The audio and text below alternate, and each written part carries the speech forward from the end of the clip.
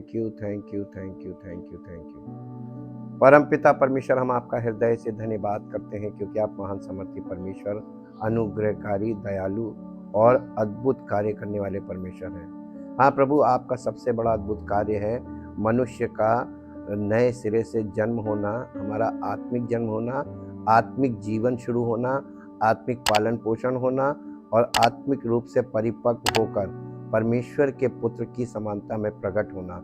और ये सब कार्य अद्भुत आप करते हैं क्योंकि आप अद्भुत कार्य करने वाले परमेश्वर हैं। हमारे जीवन को परिवर्तित करके अपने स्वरूप में, अपने पुत्र के स्वरूप में परिवर्तित करके अपनी महिमा करने वाले परमेश्वर हैं। और आपकी जो योजनाएं हैं वो इसी विषय में है, और इसको आप नहीं करते तो हमारे जीवन में ये कार्य कभी हो नहीं सकता। ये शुरुआत आप करते हैं और इसे पूर्ण भी आप करते हैं। हम आपका धन्यवाद करते हैं। चाहते पिता परमेश्वर, आपकी पवित्र आत्मा के द्वारा यदि हम आपके वचन को सुने और मन लगाएं, समझें और जैसा वचन हमसे कह रहा है वैसा करें, तो आपके अद्भुत कार्य हमारे जीवन में शुरू होते हैं। और हम जब बने रहते हैं वचन में, पवित्र आत्मा के संचालन में, पवित्र आत्मा की अगुवाई में और कलीसिया में, तो आपके कार्य हमारे जीवन में पूर्ण होते हैं और आपकी महिमा हम सबके जीवन से वैसे ही प्रकट होती है जैसे होनी चाहिए, ताकि आपकी महिमा हम सबके जीवन से प्रकट हो, ताकि आपका नाम महिमा पाए। धन्यवाद के साथ प्रभु, आपके कार्यों के लिए आपका धन्यवाद करते हैं और इस प्रार्थना को आपके इकलौते पुत्र प्रभु यीशु मसीह के नाम से मांगते हैं, आमीन। Praise the Lord. हम परमेश्वर का धन्यवाद करते हैं क्योंकि परमेश्वर अद्भुत युक्ति करने वाला और सामर्थ्य के अद्भुत कार्य करने वाला परमेश्वर है, और वो अपनी महिमा को हमारे जीवन में प्रकट करता है ताकि हमारा जीवन परमेश्वर की महिमा का कारण बने। आज हम लोग एपिसोड नंबर 5 में आ गए हैं और हम आज देखेंगे, आज का हमारा विषय है 3 facts about the new nature that will change your life, Romans 6:4। इस विषय को शुरू करने से पहले हम आज इसकी भूमिका में जाएंगे, और ये जो 3 फैक्ट्स है, कल के एपिसोड में हम पहले फैक्ट को देखेंगे, उसके बाद अगले एपिसोड में दूसरे को और उसके अगले एपिसोड में तीसरे को। हम एक एपिसोड में एक फैक्ट को स्टडी करेंगे और अभी हम लोग इसको स्टडी करते हैं। As Jesus said in John chapter 8 verse 32, जैसा कि यीशु मसीह ने यूहन्ना रचित सुसमाचार 8:32 में कहा, then you will know the truth and the truth will set you free. यूहन्ना रचित सुसमाचार 8 अध्याय का 32 पद पढ़ दीजिए हिंदी में। Then you will know the truth, तुम सत्य को जानोगे और सत्य तुम्हें स्वतंत्र करेगा। यहां पर यीशु मसीह कह रहे हैं उन यहूदियों से जिन्होंने उस पर विश्वास किया था, उनसे ये बोल रहे हैं कि और तुम सत्य को जानोगे और सत्य तुम्हें स्वतंत्र करेगा। और इसके साथ यूहन्ना 17 अध्याय के 17 पद में यीशु मसीह ने क्या बोला था? ये महायाजकीय प्रार्थना है। जब यीशु मसीह महायाजकीय प्रार्थना कर रहे थे उस समय इस प्रार्थना में उन्होंने बोला, sanctify them by the truth, your word is truth. परम पिता परमेश्वर से बात कर रहे हैं और कह रहे हैं सत्य के द्वारा उन्हें पवित्र कर, तेरा वचन सत्य है। क्या चीज हमें पवित्र करता है? परमेश्वर का वचन जो सत्य है वो हमें पवित्र करता है। और यीशु मसीह ने यूहन्ना 14 में ये भी बोला था कि मार्ग, सत्य और जीवन मैं ही हूँ। तो वो सत्य जो वचन है वो वचन देहधारी हुआ और उसका नाम प्रभु यीशु मसीह है। तो वो जीवित वचन यीशु मसीह है जो सत्य है, और लिखित वचन वो भी सत्य है जो प्रभु यीशु मसीह के विषय में बताता है। तो वचन प्रभु यीशु मसीह के विषय में बताता है, वो भी सत्य है। और जो प्रभु यीशु मसीह वचन देहधारी हुआ, प्रभु यीशु मसीह जो जीवित वचन है वो ही सत्य है। और इस सत्य को जानने वाले से हमको क्या मिलता है? छुटकारा मिलता है। सत्य को जानोगे, सत्य तुम्हें स्वतंत्र करेगा, यानी हमें छुटकारा देगा। तो ये जो सत्य है ये हमको छुटकारा देता है। अब ये नया स्वभाव या नई प्रकृति के बारे में 3 तथ्य जो आपके जीवन को बदल देंगे। हमारे जीवन को अगर हम इन तथ्यों को समझ जाएंगे, ये तथ्य हमारे जीवन को बदल देंगे। तथ्य का मतलब होता है फैक्ट्स। और प्रभु यीशु मसीह के विषय में जानकारी मिलना और उस जानकारी को ग्रहण करना हमारे जीवन के बदलना है। जितना अधिक हम अपने मन में परमेश्वर के वचन की सच्चाई को जानेंगे, उतना ही ये सत्य हमें रूपांतरित करेगा और हमें परमेश्वर के स्वरूप में नवीनीकृत करेगा, रिन्यू करेगा। कुलस्सियों की पत्री 3 अध्याय उसका 10 पद पढ़िए।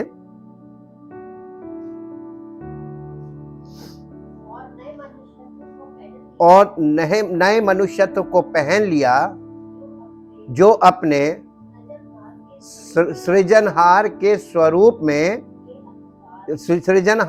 स्वरूप के अनुसार ज्ञान प्राप्त करने के लिए नया बनता जाता है। आपका जीवन परमेश्वर का ज्ञान प्राप्त करने के लिए प्रतिदिन नया बनता जाता है। ये कार्य आपके जीवन में शुरू होता है आपके आत्मिक जन्म से। हमारे कार्य प्रतिबिंबित करते हैं कि हम परमेश्वर के बारे में क्या विश्वास करते हैं। जब आप विश्वास करते हैं, आपके कार्य से आपका विश्वास प्रकट होता है, और जैसे जैसे आपका विश्वास बढ़ता है, वैसे वैसे आपके कार्य परिवर्तित हो जाते, बदलते जाते हैं, और आपके कार्य ये प्रकट करने लगते हैं कि आपका विश्वास ग्रो कर रहा है और आप विश्वास में बढ़ रहे हैं। कोई एक काम नहीं है विश्वास में जो आपको करना है। जो शुरू में हम विश्वास करते थे, हमारा विश्वास जब और उन्नति पाता है, हम परिपक्व होते हैं, तो हमारे विश्वास में भी बदलाव आने लगता है। जैसे जैसे आपका एहसास इस बारे में गहरा होता जाता है कि आप वास्तव में मसीह में कौन हैं, ये वास्तविकता उतनी ही अधिक गहराई से और लगातार आपके आत्मिक जीवन में प्रकट होने लगती है। ये है सच्चाई जो मैनिफेस्टेशन होता है हमारे जीवन में, हमारे आत्मिक जीवन के द्वारा ये प्रकट होता है विश्वास के द्वारा कि हमारा आत्मिक जीवन है क्या। और इसीलिए ये आज का जो बेसिक पार्ट है, ये पार्ट इस बात की ये शुरुआत जो है, इसमें रोमियो उसकी 6 अध्याय के 4 पद से की गई है। रोमियो की पत्री उसका 6 अध्याय उसका 4 पद, इसको आप पहले पढ़ेंगे। अब हम पढ़ेंगे और ये देखेंगे कि यीशु मसीह ये बातें जो अभी हमने पढ़ी हैं, ये ऐसा उसने क्यों कहा। अतः उस मृत्यु का बपतिस्मा पाने से हम उसके साथ गाड़े गए, ताकि जैसे मसीह पिता की महिमा के द्वारा मरे हुओं में से जिलाया गया, वैसे ही हम भी नए जीवन की सी चाल चलें। ये बात बहुत महत्वपूर्ण है जी। हो गया। अब इसको 3 और 4 में मिला के पढ़िए। 6 अध्याय का क्या तुम नहीं जानते कि हम सब जिन्होंने मसीह यीशु का बपतिस्मा लिया, क्या लिया है? यीशु मसीह का बपतिस्मा उसकी मृत्यु का बपतिस्मा है। अब अतः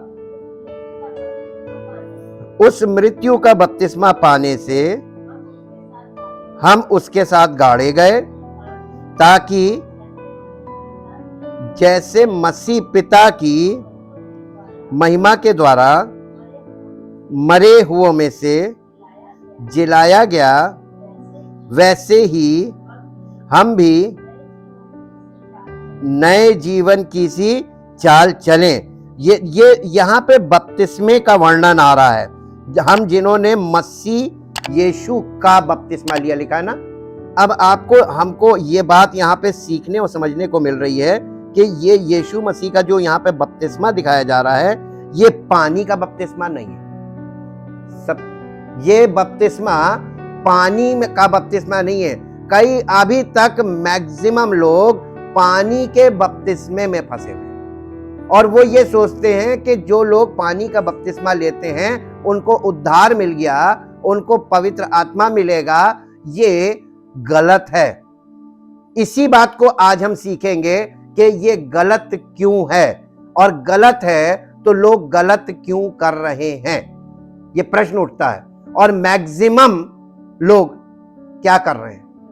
गलत कर रहे हैं। क्योंकि मैक्सिमम लोग इस मामले में अज्ञात हैं, अनजान हैं और उन्हें ये नहीं मालूम कि परमेश्वर की योजना कहां से कहां टर्न लेती गई। बपतिस्मे के विषय में हम आपको कुछ चीजें बताएंगे आज, कुछ तथ्य। सबसे पहले आपको वो तथ्य मालूम होना चाहिए कि बपतिस्मा है क्या, इसका अर्थ क्या है, इसका मकसद क्या है। और बपतिस्मे के बारे में अगर आपको बेसिक नहीं मालूम है तो आप भी इस तरीके की किसी भी प्रक्रिया में फंस सकते हैं। बपतिस्मे का देखिए, बाइबल में 2 बैप्टाइजर्स हैं, केवल 2 बैप्टाइजर बपतिस्मा देने वाले, केवल 2 हैं। पहला है यूहन्ना बपतिस्मा देने वाला और दूसरा है प्रभु यीशु मसीह पवित्र आत्मा से बपतिस्मा देने वाला। 2 persons, 2 बैप्टिज्म्स और 2 बैप्टाइजर्स। हमेशा याद रखिएगा, पहले सीक्वेंस बनाइए। हमको पवित्र आत्मा कैसे सिखाता, हम एक रजिस्टर रखते थे और हम जब ये पढ़ते थे तो हम उनको अलग अलग लिखते थे। बैप्टाइजर 2 पर्सन हो गए। 1 John the Baptist, Jesus Christ. First जो है वो इसको प्रस्तावित कर रहा है, यानी इसको आगे कर रहा है कि जो ये मुझसे आगे है, मुझसे श्रेष्ठ है, मुझे तो इससे बपतिस्मा लेना है। और यीशु मसीह उसने कहा मुझे तुझसे बपतिस्मा लेना और तू मुझसे बपतिस्मा लेने आया। बपतिस्मा देने से पहले उसने बोला था। तो वो बैप्टाइजर इंट्रोड्यूस कर रहा है सेकंड बैप्टाइजर को। तो बैप्टाइजर इंट्रोड्यूसेस बैप्टाइजर। उसके बाद बपतिस्मा यूहन्ना कहां देता था? मरकुस रचित सुसमाचार उसका पहला अध्याय, उसका 3 और 4 पद पढ़िए।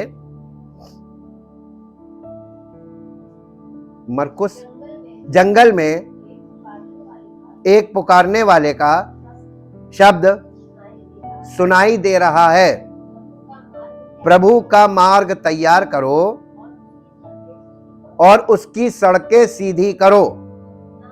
यूहन्ना आया जो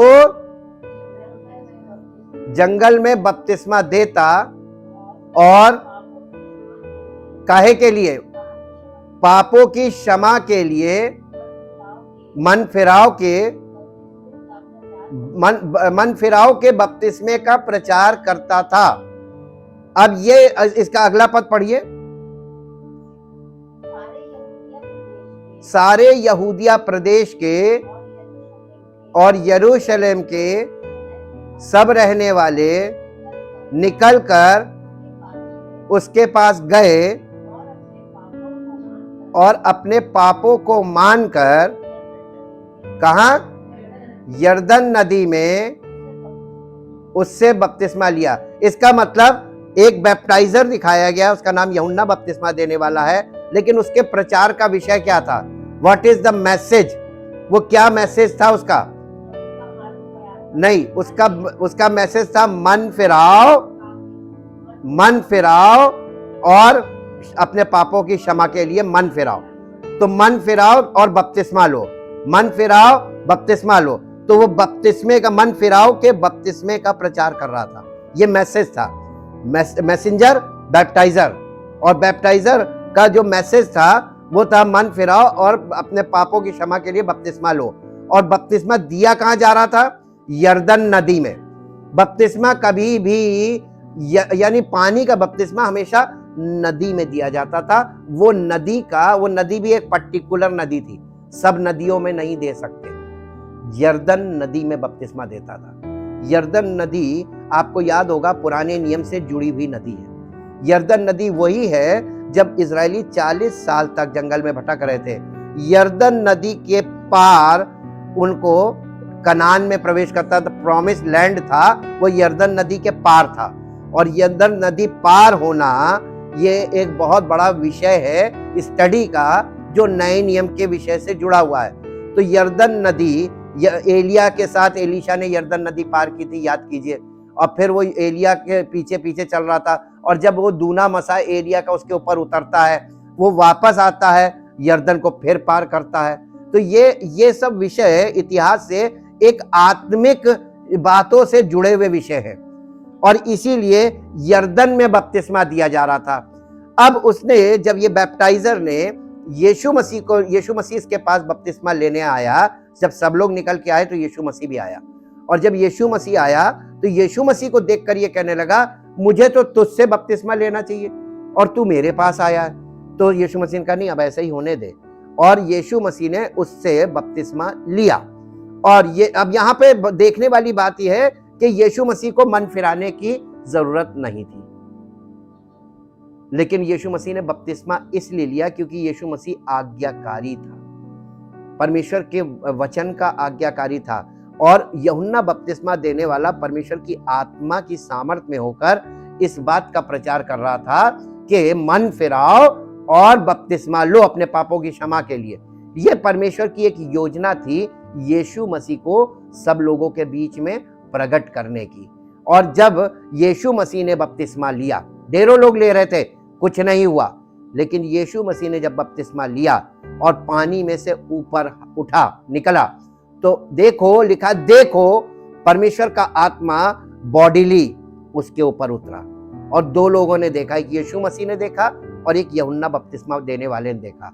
और इन दोनों ने देखा और उसके बाद ये प्रगटीकरण था, और ये प्रगटीकरण होने के बाद लोगों ने कुछ नहीं देखा था, उन लोगों के लिए ये आकाशवाणी हुई कि ये मेरा प्रिय पुत्र है जिससे मैं अत्यंत प्रसन्न हूं। और उसको यीशु मसीह के विषय में आकाशवाणी हुई और परमेश्वर ने उसको अपने पुत्र के स्वरूप में प्रकट किया। ये प्रगटीकरण था यीशु मसीह का। ये बात पता कैसे चलती है? यूहन्ना बपतिस्मा देने वाले ने जब यूहन्ना रचित सुसमाचार में इस बात को बताया कि मैं उसे पहचानता ना था, किसको? पवित्र आत्मा से बपतिस्मा देने वाले को, यानी यीशु मसीह को। उसने कहा, जिसने मुझे पानी से बपतिस्मा देने के लिए भेजा, यानी परमपिता परमेश्वर ने, उसी ने मुझसे कहा था कि जिस पर तू आत्मा को उतरते और ठहरते देखे, वही है पवित्र आत्मा से बपतिस्मा देने वाला। और यूहन्ना ने देखा और उसके विषय में गवाही दी कि यही है परमेश्वर का पुत्र और यही है पवित्र आत्मा से बपतिस्मा देने वाला। तो जब उस बैप्टाइजर ने इस बैप्टाइजर को इंट्रोड्यूस कर दिया और ये भी बता दिया ये मुझसे श्रेष्ठ है, बड़ा है, तो अब ये बताइए आज के जमाने में लोग यूहन्ना कैसे बन सकते हैं? हर व्यक्ति यूहन्ना बपतिस्मा देने वाला बन सकता अपने मन से? यूहन्ना बपतिस्मा देने वाले को किसने भेजा था? परमेश्वर ने अपनी आत्मा में खड़ा किया था, और वो पवित्र आत्मा से भरा हुआ व्यक्ति था, और जो कुछ भी वो कर रहा था पवित्र आत्मा के अनुसार कर रहा था, और ये केवल यीशु मसीह को प्रकट करने के लिए हुआ था। हाँ, इस बैप्टिज्म को, वाटर बैप्टिज्म को सिंबॉलिकली इस्तेमाल किया गया है। दूसरी बात कि प्रभु यीशु यीशु मसीह खुद एक रिवर है जिसमें हमारा बपतिस्मा होता है। जैसे यरदन नदी में मन फिराव का बपतिस्मा लोग ले रहे थे, यहूदी लोग, हमारे लिए अब एक पद पढ़ दीजिए, जकरिया नबी की पुस्तक, उसका 13 अध्याय का पहला पद। जकरिया 13 अध्याय उसका पहला पद, यहां पे क्या लिखा है?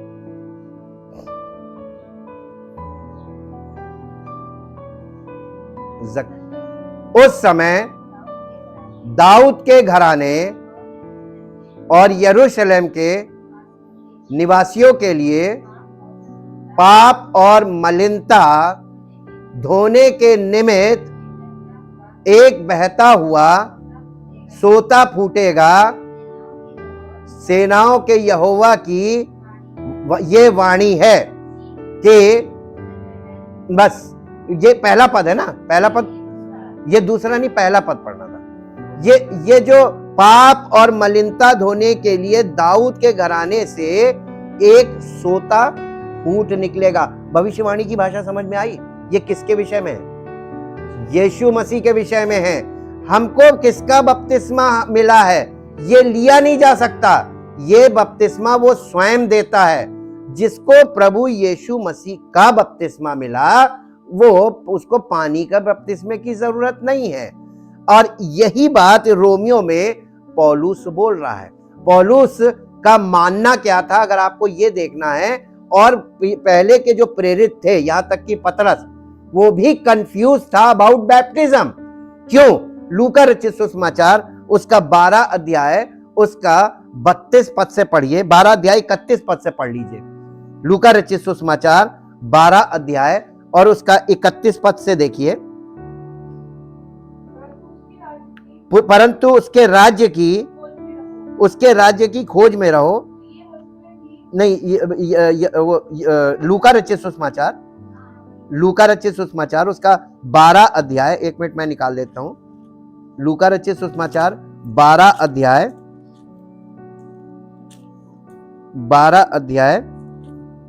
22 पद से पढ़िए।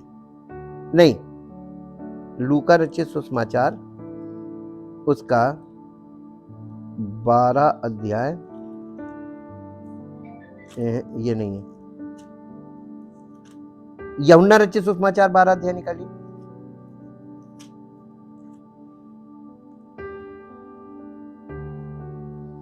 ये भी नहीं है, 1 मिनट।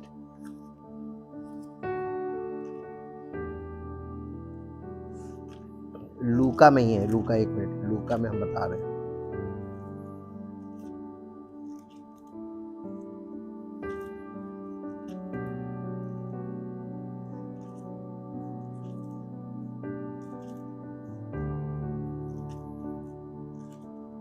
लूका रचित सुसमाचार, हाँ, लूका रचित सुसमाचार 18 अध्याय, 18 अध्याय और उसका 31 पद से पढ़िए, 31 से 34 तक।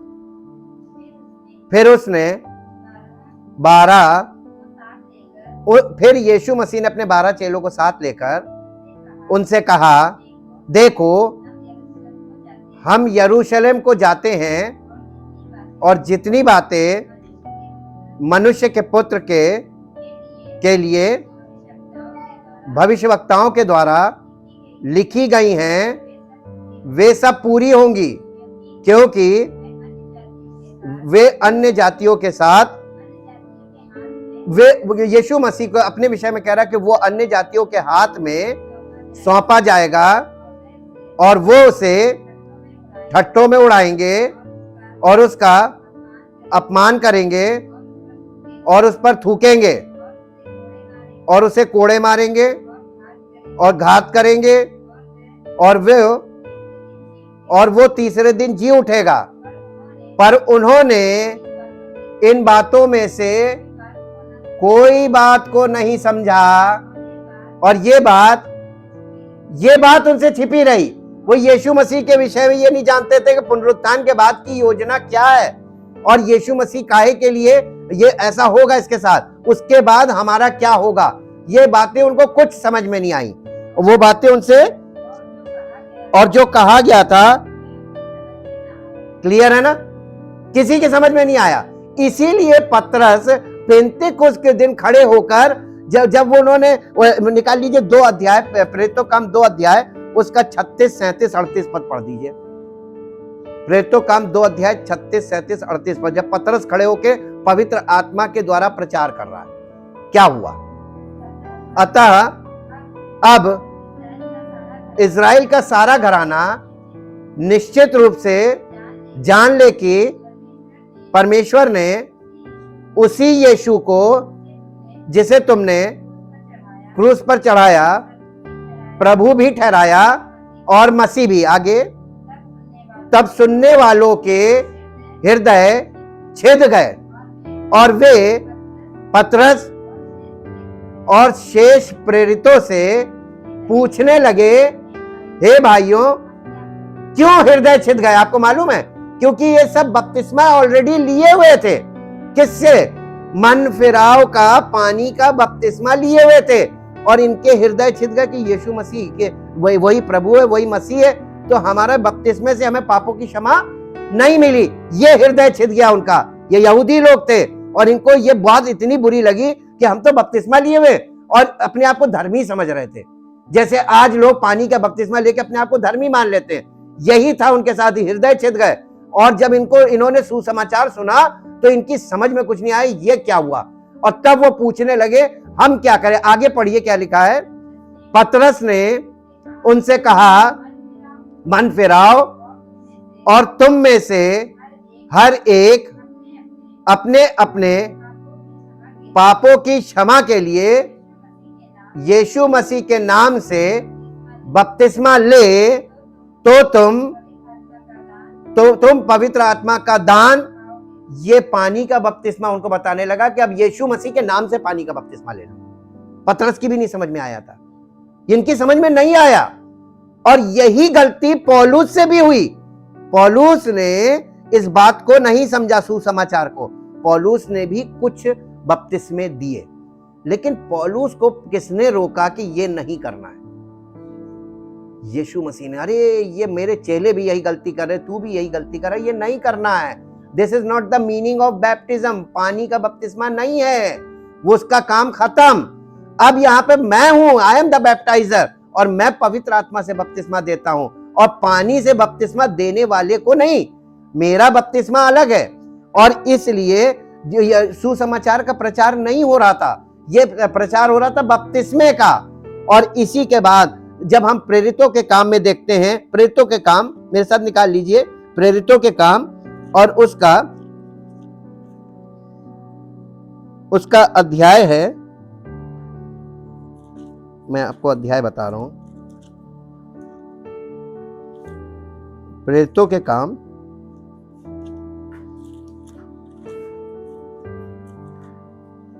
हाँ प्रेरितों के काम,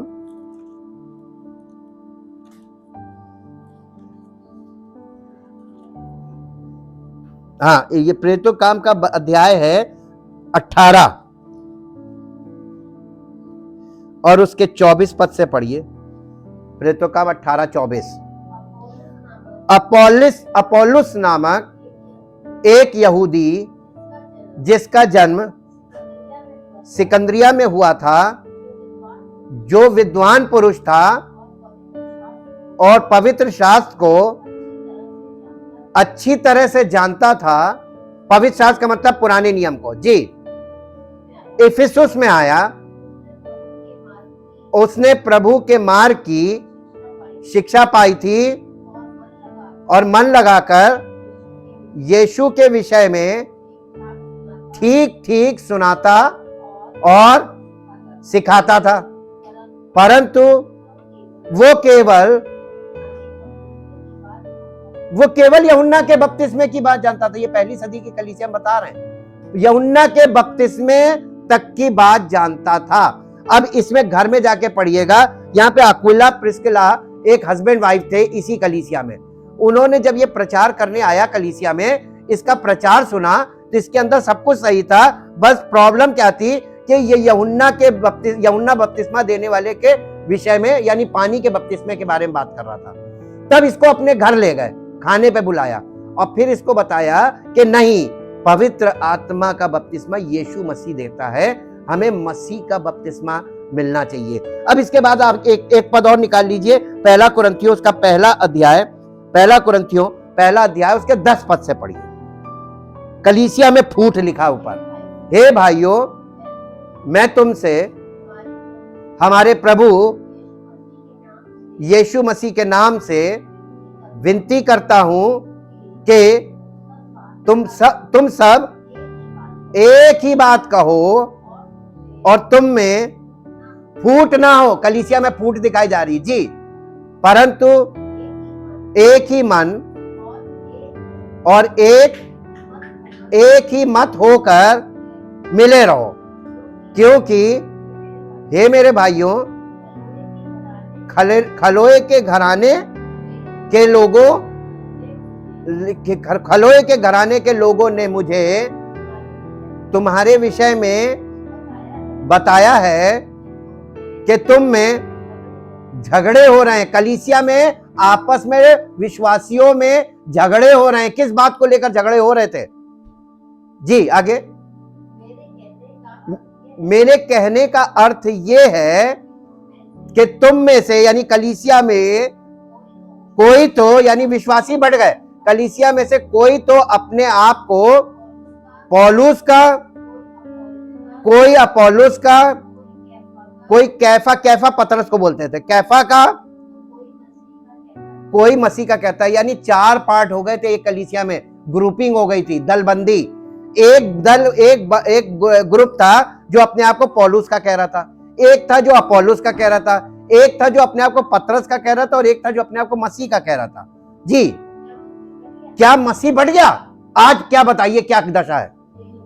सारे डिनोमिनेशन अपना अपना बपतिस्मा और अपनी अपनी टीचिंग लेकर खड़े, अपना अपना मैसेज, बपतिस्मे से मैसेज जुड़ा है और मैसेज से बपतिस्मा जुड़ा है। हमेशा याद रखिए, यूहन्ना बपतिस्मा देने वाले का मैसेज और उसका बपतिस्मा, और उससे जो बपतिस्मा पाते थे वो यूहन्ना के चेले कहलाते थे। तो जिसका आप बपतिस्मा लेते हैं उससे जो बैप्टाइजर है वही आपका गुरु होता है। पानी के बपतिस्मे का ये नियम था। जैसे वहां अब देखिए मूसा का बपतिस्मा, ये मनुष्य के नाम से थे बपतिस्मे, लेकिन आपने किसके नाम से बपतिस्मा लिया? पानी का बपतिस्मा हम देते नहीं, आपने किसके नाम से? आप पवित्र आत्मा का बपतिस्मा देने वाला केवल एक है, और अगर उसके नाम से आपको नहीं मिला तो पानी के बपतिस्मे से आपको कुछ नहीं मिलेगा। उसने पौलुस ने यहां पर बिल्कुल स्पष्ट किया। आगे पढ़ दीजिए। क्या पौलुस तुम्हारे लिए क्रूस पर चढ़ाया गया? क्या तुम्हें पौलुस के नाम पर बपतिस्मा मिला है? मैं परमेश्वर का धन्यवाद करता हूं कि क्रिस्पुस और गयुस को छोड़ मैंने तुम में से किसी को भी बपतिस्मा नहीं दिया। ये पौलुस से भी गलती हुई थी पानी के बपतिस्मे की। जी, कहीं ऐसा ना हो कि कोई कहे कि तुम्हें मेरे नाम पर बपतिस्मा मिला है, और हां मैंने स्तिफनास के घराने को भी बपतिस्मा दिया से, और याद आ गया था, इसको भी दिया था। इनको छोड़ मैं नहीं जानता कि मैंने और किसी को बपतिस्मा दिया, क्योंकि मसीह ने मुझे बपतिस्मा देने, पानी का बपतिस्मा देने के लिए नहीं भेजा है जी, वरन सुसमाचार सुनाने को था। मसीह ने अपने चेलों को और मसीह ने अपने सेवकों को काहे के लिए भेजा है? तो बपतिस्मा क्यों दिया जा रहा है? वो सब यूहन्ना बन गए जी। और ये भी सुसमाचार को भी शब्दों के ज्ञान के अनुसार नहीं सुनाना केवल मुंह से, ऐसा ना हो कि मसीह का क्रूस व्यर्थ ठहरे। क्लियर? अब देखिए, इस बात को और अच्छे से समझना है तो एक कदम पीछे चलिए। मत्ती रचित सुसमाचार उसका 28 अध्याय उसका 19 और 20 पद पढ़ दीजिए। मत्ती रचित सुसमाचार। इसलिए तुम जाओ, सब जातियों के लोगों को पहले क्या करना है? चेला बनाना। चेला बनाओ और उन्हें पिता और पुत्र और पवित्र आत्मा के नाम में बपतिस्मा दो, और उन्हें सब बातें जो मैंने तुम्हें आज्ञा दी है। अरे ये तो बहुत लंबा काम दिया है। आज्ञाएं मानना खुद मानेंगे तभी सिखा पाएंगे चलकर। ये काम उसने दिया था। अब देखिए यहां पर रोमियो 6 अध्याय उसके 3 और 4 पद में यहां पे है, यह पौलुस किस बपतिस्मे की बात कर रहा है? ये प्रश्न है। ये यूनानी भाषा का है। यदि ये बपतिस्मा वर्ड, बैप्टिज्म वर्ड, ये भी ग्रीक वर्ड है, और यदि इस शब्द का अनुवाद करें तो कुछ इस तरह पढ़ा जाएगा, हम सभी जो मसीह में डुबाए गए हैं। मसीह का बपतिस्मा, यहाँ पौलुस जो है रोमियो 6 में मसीह के बपतिस्मे की बात कर रहा है। यानी हम सब कलीसिया के लोग आत्मिक तौर पर मसीह में डुबाए गए हैं। वो हमारी नदी है सब पाप और मलिनता को धोने के लिए। मसीह में डुबाए गए हैं, उनकी मृत्यु में डुबाए गए हैं। मसीह की मृत्यु में हम डुबाए गए हैं। मृत्यु में डुबाए गए, उसकी मृत्यु में डुबाए गए थे। इसलिए इस मृत्यु में डुबाए जाने से हम उनके साथ दफनाए गए थे। इसलिए डुबाए जाने का अर्थ है पानी में डुबाना नहीं, मसीह में डुबाना। यहां पौलुस कलीसिया को सिखा रहा है पानी में डूबने से तुम्हारा उद्धार होगा ही नहीं, और मसीह में वाटर बैप्टिज्म की कोई वो नहीं है, क्योंकि मसीह जो है वो खुद बैप्टाइजर है। तो उसको आपको बैप्टाइज्ड लोग नहीं चाहिए, उसे पापियों को वो बैप्टाइज करता है। और ये हमारे जीवन में यही नए सिरे से जन्म होने का हमारा एक क्रिया है। ये उनके साथ एक खास संबंध में शामिल, यानी मसीह का बपतिस्मा मसीह के साथ एक विशेष प्रकार के संबंध में शामिल होना है। पवित्र आत्मा के द्वारा उनकी देह का अंग बनना है, मसीह के साथ एक होने को दिखाता है। पहला कुरिन्थियों 12 अध्याय और उसका 12 और 13 पद पढ़ दीजिए। पहला कुरिन्थियों 12 अध्याय का 12 और 13 पद। क्योंकि जिस प्रकार देह तो एक है और उसके अंग बहुत से हैं, और उस एक देह के सब अंग बहुत होने पर भी सब मिलकर एक ही देह हैं, उसी प्रकार मसीह भी है। क्योंकि हम सब ने क्या यहूदी, क्या यूनानी, क्या दास, क्या स्वतंत्र, एक ही आत्मा के द्वारा एक देह होने के लिए बपतिस्मा लिया, और हम सबको एक ही आत्मा पिलाया गया है। और ये यानी बॉडी ऑफ क्राइस्ट, कलीसिया में ये वाला बपतिस्मा परमेश्वर देता है।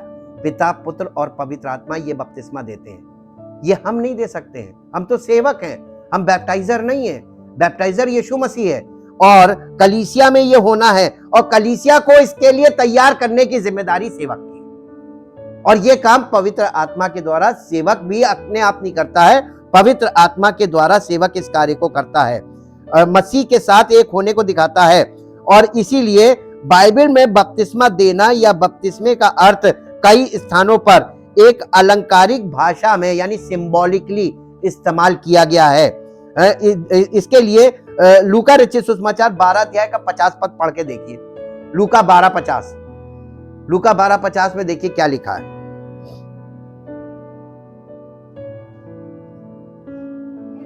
मुझे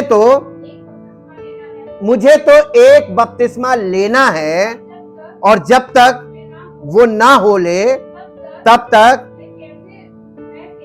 मैं कैसी व्यथा में ना। ये कौन बोल रहा है? ये यीशु मसीह बोल रहा है। तो यीशु मसीह को एक और बपतिस्मा कौन सा लेना था? यहाँ पे बपतिस्मे का ये सिंबॉलिक मीनिंग है, यानी उसको एक चीज में और डूबना था पानी के अलावा। इसका मतलब बपतिस्मे का मतलब केवल डूबना है। अब वो पानी के अलावा आपको पिता, पुत्र और पवित्र आत्मा में डूबना, यानी परमेश्वर की उपस्थिति में डूबना। मसीह की देह में परमेश्वर की उपस्थिति है, देह में आकर उस उपस्थिति में डूब जाना। ये baptism in the body of Christ है, मसीह की देह का बपतिस्मा। कलीसिया को कौन सा बपतिस्मा चाहिए? यही वाला, मसीह की देह में डूब जाना। आप उसके साथ ऐसे जुड़ जाएं, एक विशेष संबंध। इसीलिए यीशु मसीह ने कहा था कि मैं दाखलता हूं, तुम डालियां। ये कनेक्शन यहीं पे बनेगा मसीह की देह में, कलीसिया में। ये स्पिरिचुअल वर्क है, और ये हमारे जीवन में होता है। यही बॉर्न अगेन का अनुभव लाता है। इसी के द्वारा हमें नए सिरे से जन्म का अनुभव प्राप्त होता है। और यहाँ पर यीशु मसीह जिस बपतिस्मे की बात कर रहा है, अपने मृत्यु के विषय में बात कर रहा है। इसीलिए यीशु मसीह की मृत्यु, जो पानी का बपतिस्मा है, वो यीशु मसीह की मृत्यु, उसके गाड़े जाने और उसके पुनरुत्थान को प्रकट करता है। और ये प्रगटीकरण वहां पर गुप्त है, जो सुसमाचार के द्वारा खुलता है। और पौलुस ने इसी सिंबॉलिक मीनिंग को यहां पर यूज किया है कि जैसे पानी में आप जाते हैं तो आप मर गए और दफन हो गए, और जब पानी से ऊपर आते हैं तो अब आप नया जीवन आ गया, और अब आप नए जीवन की चाल चले। ये सिंबॉलिकली यूज किया जा रहा है। आत्मिक चीज को जो दिखती नहीं है, उसे वाटर बैप्टिज्म को जो सिंबॉलिक है उसके द्वारा समझाया जा रहा है, ताकि आप समझो कि बपतिस्मे का मतलब क्या है। ये है बपतिस्मे का मतलब, ये सिंबॉलिक मीनिंग है। ये यहां पे आपने देखा ना कि किस प्रकार ये सिंबॉलिक मीनिंग में है। और इसीलिए मसीह में देखिए, मसीह में जो कुछ परमेश्वर ने हमारे लिए किया, उसका अभिप्राय ये था कि हम नया जीवन जिए, एक जी उठा हुआ जीवन, पाप की गुलामी और आत्मिक मौत से आजादी का जीवन। और इसके लिए आप देख सकते हैं तीतुस की पत्री, उसका 2 अध्याय, उसका 11 से 14 पद पढ़ दीजिए। तीतुस की पत्री 2 अध्याय 11 से 14 पद यहां पर इस प्रकार से लिखा हुआ है, क्योंकि परमेश्वर का अनुग्रह प्रकट है जो सब मनुष्यों के उद्धार का कारण है, और हमें चिताता है। क्या, कौन चिताता है? परमेश्वर का अनुग्रह। तो परमेश्वर का अनुग्रह एक टीचर के समान काम करता है। वो हमें चिताता है कि हमें अभक्ति और सांसारिक अभिलाषाओं से मन फिराकर इस युग में संयम और धर्म और भक्ति के साथ जीवन बिताना चाहिए। ये सिखाता है, चिताता है परमेश्वर का अनुग्रह। और आगे, और उस धन्य आशा की अर्थात अपने महान परमेश्वर और उद्धारकर्ता यीशु मसीह की महिमा के प्रकट होने की बाट जो होनी चाहिए कि वो हमारे जीवन से प्रकट हो। ये है बपतिस्मे का अर्थ, है हमारा नया जीवन शुरू हो और हमारे जीवन से, नए जीवन से प्रभु यीशु मसीह की का प्रकटीकरण हो। ये अर्थ होता है मसीह की देह के बपतिस्मे के द्वारा। 14 हो गया। आगे, जिसने अपने आप को हमारे लिए दे दिया कि हमें हर प्रकार के अधर्म से छुड़ा ले और शुद्ध करके अपने लिए एक ऐसी जाति बना ले जो भले भले कामों में सरगर्म हो, यानी करने में उत्साहित हो। सरगर्म का मतलब उत्साह से भले कार्य करने वाले लोग, ऐसा वो हमें बनाना मांग रहा नए जीवन में। और इसीलिए यहाँ पर बपतिस्मे का जो अर्थ निकल कर आया, पहला पत्रस उसका 3 अध्याय उसका 21 पद पढ़िए, ये मीनिंग निकल कर आती है। पवित्र आत्मा के बपतिस्मे से हमारे जीवन में जो कार्य शुरू होता है, पवित्र आत्मा के द्वारा, वो पवित्र आत्मा के फलों के द्वारा वो कार्य हमारे जीवन में पूर्ण होता है और हमारा जीवन का प्रकटीकरण परमेश्वर के पुत्र के स्वरूप में संसार में होता है। और हमारा जीवन दूसरों के लिए उद्धार का, यानी परमेश्वर की महिमा का कारण बनता है और लोगों के लिए उद्धार का जरिया बनता है। ये पहला पत्रस 3 अध्याय 21 पद। उसी पानी का दृष्टांत भी अर्थात बपतिस्मा यीशु मसीह के जी उठने के द्वारा अब तुम्हें बचाता है। यीशु मसीह की देह में जो बपतिस्मा आपका हुआ है ना, वो यीशु मसीह के पुनरुत्थान से आपको पुनरुत्थान मिलेगा। और जब आपका पुनरुत्थान होगा तो आपका जीवन परमेश्वर की महिमा में प्रकट होगा। यही आपका नया जीवन है। ये हमें बचाता है, जिससे शरीर के मैल को, ये बपतिस्मे का मतलब शरीर के मैल को दूर करने का अर्थ नहीं है, स्नान नहीं है, परंतु शुद्ध विवेक से परमेश्वर के वश में हो जाने का अर्थ है। बैप्टिज्म का मतलब एक्चुअल में है शुद्ध विवेक से वश में हो जाना। आप जिसके द्वारा बपतिस्मा लेते हैं, आप उसके चेले बनते हैं, आप उसके फॉलोअर बनते हैं और उसी के गुणों को प्रकट करते हैं, उसी की शिक्षा को फॉलो करते हैं। और अगर आप प्रभु यीशु मसीह का बपतिस्मा पाते हैं तो आप प्रभु यीशु मसीह को प्रकट करने वाले बनेंगे, उसके फॉलोअर बनेंगे और उसी की महिमा को प्रकट करेंगे। आज की दुनिया में आप जितने डिनोमिनेशन देख लीजिए, सब डिनोमिनेशन के अपने अपने बपतिस्मे, और बपतिस्मे से डिनोमिनेशन जुड़ा है और डिनोमिनेशन से बपतिस्मा जुड़ा है, और इन दोनों से वहां की शिक्षा जुड़ी हुई है, वहां के फॉलोअर जुड़े हुए हैं। और इसीलिए पौलुस ने पहले ही कह दिया था, कलीसिया में फूट दिखा दी थी कि कलीसिया एक होनी चाहिए थी। आज इतने ढेर डिनोमिनेशन जो है ये कलीसिया की फूट को दिखाते हैं, और हर डिनोमिनेशन अपने आप में एक बपतिस्मा और एक शिक्षा और एक अपने फॉलोअर्स को लेकर खड़ा है। आप किसके फॉलोअर हैं? प्रभु यीशु मसीह के ये व्यक्तियों के? अगर आप प्रभु यीशु मसीह पर विश्वास करते हैं और मसीह की देह में आपने बपतिस्मा पाया, आपके जीवन में पवित्र आत्मा के द्वारा कार्य हुआ, जैसा उसने अपने चेलों से कहा था कि पिता, पुत्र और पवित्र आत्मा के नाम में, यानी ये तीनों को मिला दीजिए तो ये परमेश्वर की उपस्थिति, प्रेजेंस परमेश्वर की उपस्थिति में आओ, तो परमेश्वर की उपस्थिति में आने से तुम्हें सहायक मिलता है, वो है पवित्र आत्मा।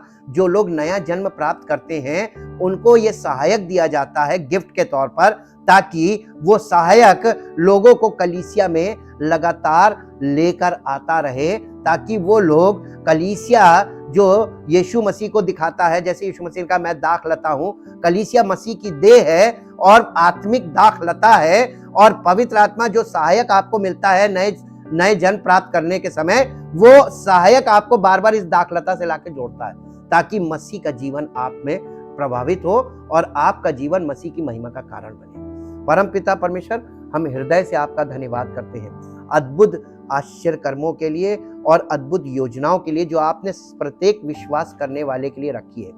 हम धन्यवाद करते हैं पवित्र आत्मा के लिए, धन्यवाद करते हैं वचनों के लिए, और चाहते पिता परमेश्वर काश पवित्र आत्मा की बातें सबकी समझ में आए, और काश पवित्र आत्मा की बातें जिन्हें समझ में आ रही वो इन्हें ग्रहण करने पाए, और जो लोग ग्रहण करें उनका जीवन आपकी महिमा के द्वारा प्रकट हो, ताकि इस पृथ्वी पर आपकी महिमा प्रकट होने पाए। सारी महिमा आपको मिले। इस प्रार्थना को आपके इकलौते पुत्र प्रभु यीशु मसीह के नाम से मांगते हैं, आमीन। Praise the Lord. परमेश्वर आपको आशीष दे।